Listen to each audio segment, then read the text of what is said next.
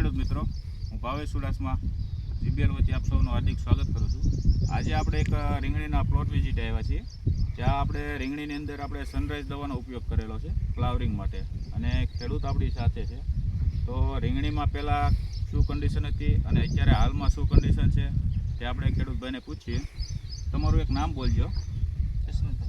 જસમતભાઈ, હવે તમે રીંગણી આજથી 10 થી 12 દિવસ પહેલાં આપણે આ સનરાઈઝ દવાનો ઉપયોગ નહોતો કર્યો, તે પહેલાં રીંગણી કેટલા ઉતરતી હતી અને આ છાંટ્યા પછી કેટલા ઉતરે છે રીંગણી? પહેલાં તો 4-5 નીકળતા હતા, પછી આ છાંટ્યા પછી એમ 10-12 આમ અત્યારે વધતી જાય છે। હા, મતલબમાં 10 થી 12 પોટ તો અત્યારે નીકળે છે, પહેલાં 4-5 હતા અને આજે દવાનો ઉપયોગ કર્યો એના લગભગ 10 થી 12 દિવસ જેવું થયું છે।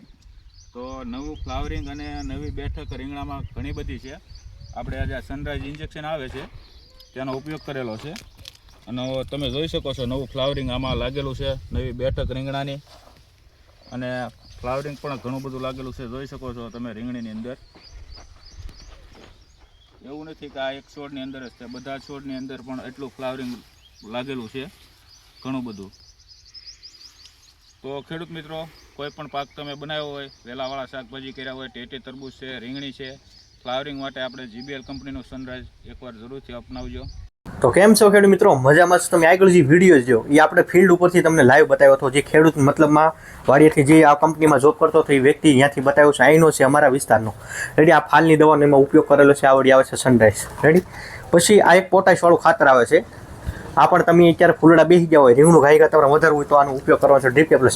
આ પણ તમામ શાકભાજી ઉપયોગ કરશે, આ ફાલ માટે કામ કરશે, અને આ ફૂલડું બેઠો ને ખરવા ન દે, આ તમામ શાકભાજીમાં ઉપયોગ કરી શકાય છે। તમામ શાકભાજીને ખાતર ખોરાક તો જોવે ને જોવે। હવે આવી આગળ મેન મુદ્દો છે, આપણે અત્યારે મેન મુદ્દો જોઈએ તો શું તકલીફ છે? આપણે બપોર રહી નથી શકતા, રહી શકીએ નહીં, ગરમી બહુ પડે છે, અતિશય પડે છે। શા માટે પડે છે એની આપણને ખબર નથી, શું લેવા પડે છે? તડકો બહુ ઓછો છે, હાલો એસી વાળાની દુકાને જઈ 30-40 હજારનો ખર્ચો થાય એ લેવું છે, મને કોઈ યાર વાંધો નહીં, ખાલી તમને સિમ્પલ ઉદાહરણ સમજાવું। પણ ચોમાસું આવશે ત્યારે આપણે 50 થી 100 રૂપિયાના થોડાક વૃક્ષો વાવશું, કોઈ એક પણ, હું ધારું કે હું 2 વૃક્ષ વાવું, એમ કોઈ થોડી આપણે જવાબદારી લેશું, તો આવતા વર્ષોમાં આપણે આવી પરિસ્થિતિ નહીં આવે।